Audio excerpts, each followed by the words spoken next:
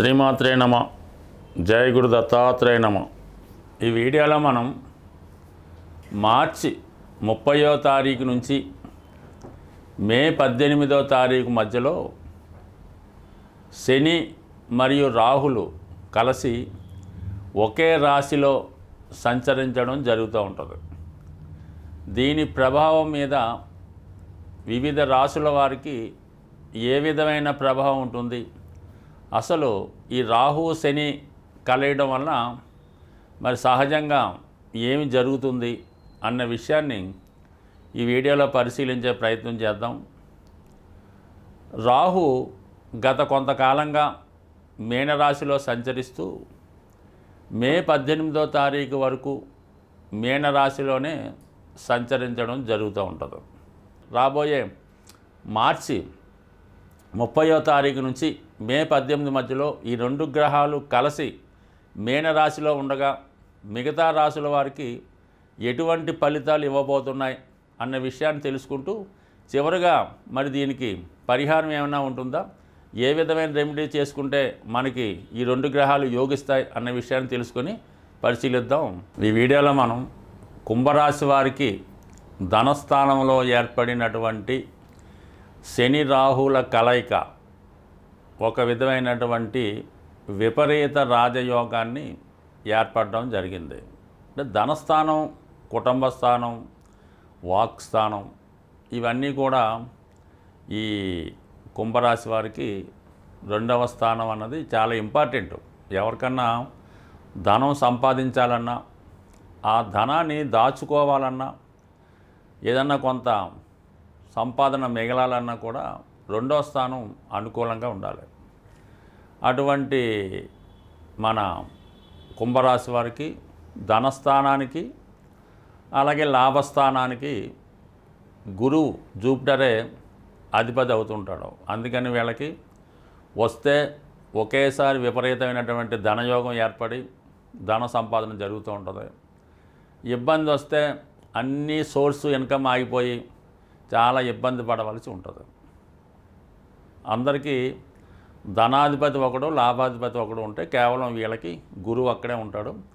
ఎక్కువగా వాక్ స్థానాధిపతి కావడం వల్ల వీరి యొక్క వాక్ చాతుర్యం ద్వారా, తెలివితేటల ద్వారా, కుటుంబ సభ్యుల సహకారంతో కుటుంబ వ్యాపారం చేయడం వల్ల కానీ, మొత్తం మీద కుటుంబం యొక్క సహకారం ఉంటేనే ఈ జాతకుడు అభివృద్ధిలోకి రావడం జరుగుతూ ఉంటుంది. అటువంటి ధనస్థానంలోకి రాష్ట్రాధిపతి శని ఎంటర్ అవ్వడం జరిగింది. ఒక విధంగా గతంలో కన్నా మీ కుటుంబ బాధ్యత మీపై పెరుగుతుంది. అలాగే మీ కుటుంబంలో ఎవరో ఒకరికి ఏదన్నా ఇబ్బంది రావచ్చు.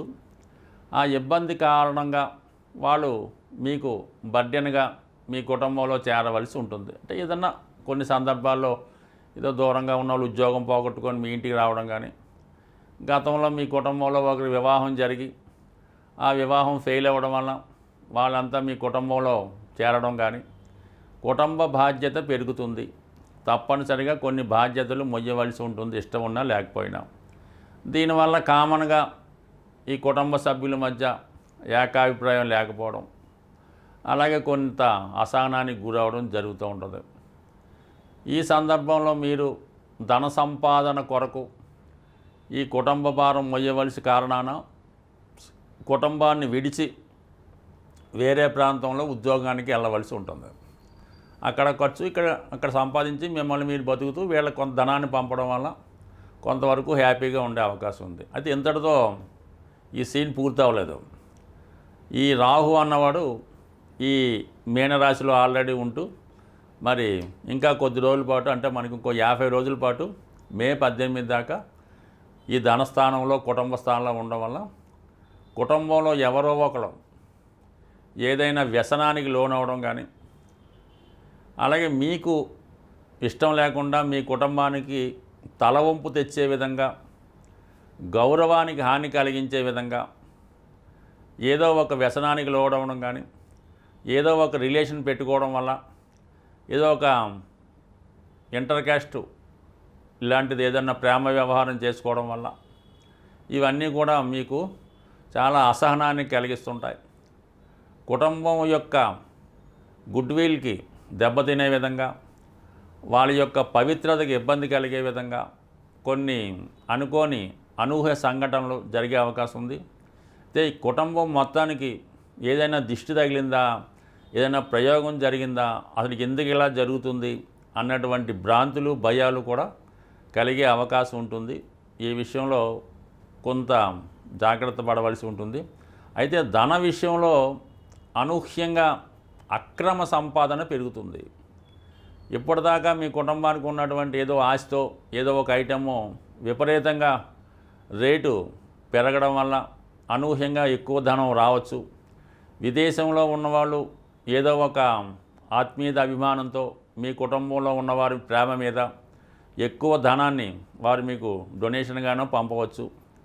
లేదా మీ అదృష్టం బాగుంది, ఏదైనా ఒక పురాతన వస్తువు, ఏదన్నా ఒక యాంటిక్ లాంటిది మీ కుటుంబంలో ఉండడం వల్ల దాన్ని విక్రయించడం వల్ల ధనం రావచ్చు. ఇంకా అదృష్టం బాగుంటే ఏదో ఒక నిధి లాంటిది మీకు లభించవచ్చు.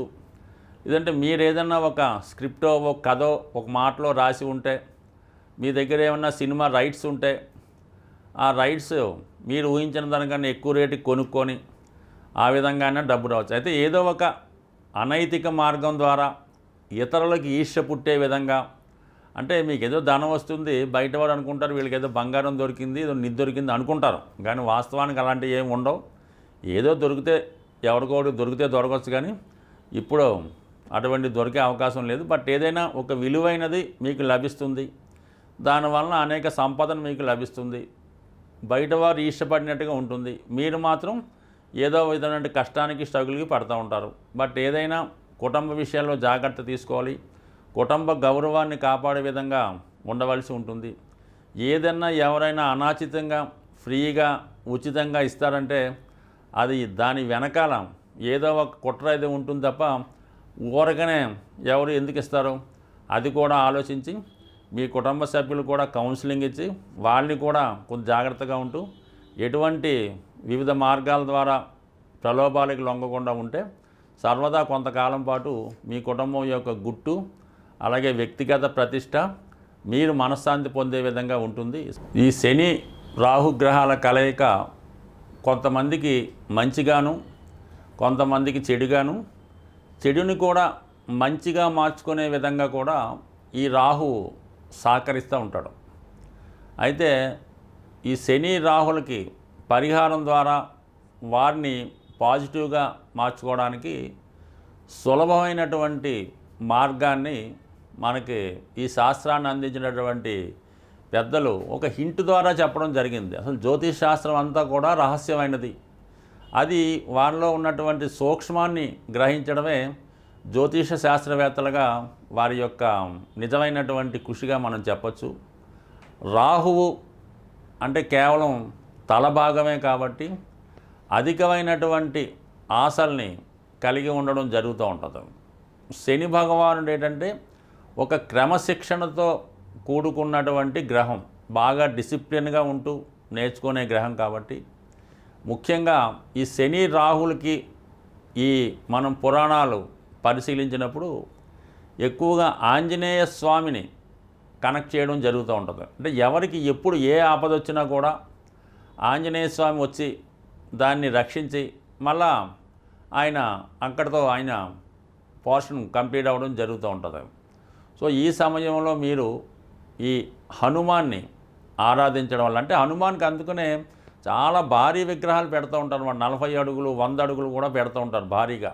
అది రాహు ప్రభావం వల్ల. రాహు ఏంటంటే ఉన్నదాన్ని పెద్దగా చేస్తుంటాడు. ఆంజనేయ స్వామి కూడా ఎప్పుడు చిన్నగానే ఉంటాడు.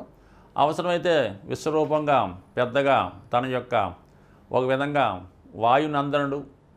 ఈ వాయుగ్రహాలు ఈ శని రాహులు కూడా అలాగే ఎక్స్పాండ్ చేసే గుణం రాహుకు ఉంటుంది. ఆంజనేయ స్వామి కూడా తను అవసరమైనప్పుడు మొత్తం ఎంతకన్నా ఎక్స్పాండ్ అవ్వగలుగుతాడు. అలాగే చిన్నగా దూరి కేవలం లంకిని నోట్లో దూరి మళ్ళీ బయటకు వచ్చేస్తూ ఉంటాడు. కాబట్టి ఇవన్నీ రాహు మాయ అంతా కూడా ఆంజనేయ స్వామి దగ్గర ఉంది. మరి శని యొక్క క్రమశిక్షణ అంతా కూడా సేవకా లక్షణాలన్నీ కూడా ఆంజనేయ స్వామి దగ్గర ఉన్నాయి. కాబట్టి ఈ సమయంలో మీరు ఆంజనేయ స్వామిని మరి తమలపాకులతో పూజించవలసి ఉంటుంది. అంటే తమలపాకులు అండి 100, 41 రూపాయి కూడా అవన్నీ పక్కన పెట్టండి. ఒక బుట్ట తమలపాకులు ఎంత అయితే అంత తీసుకొని ఆ బుట్ట తమలపాకులతో స్వామికి విపరీతంగా అర్చన చేయిస్తారో, మాల వేస్తారో, మొత్తం మీద ఒక బుట్ట తమలపాకులతో అర్చన చేయించడం.